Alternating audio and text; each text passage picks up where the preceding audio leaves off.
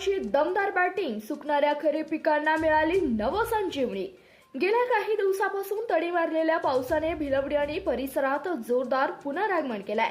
या दमदार पावसामुळे भागातील शेतकऱ्यांना मोठा दिलासा मिळाला असून सुकू लागलेल्या खरीप पिकांना अक्षरशः जीवनदान मिळालंय। गेल्या काही दिवसापासून कोयना धरण पाणलोट क्षेत्रात मुसळधार पाऊस कोसळत आहे।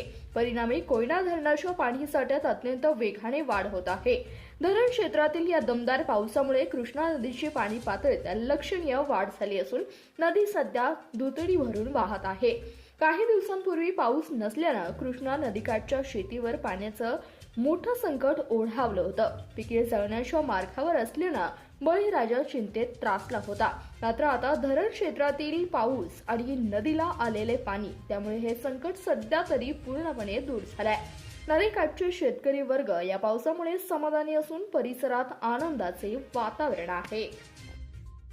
धन्यवाद। प्रतिनिधी फिरोज मुल्ला, CBS न्यूज मराठी, भिलवडी।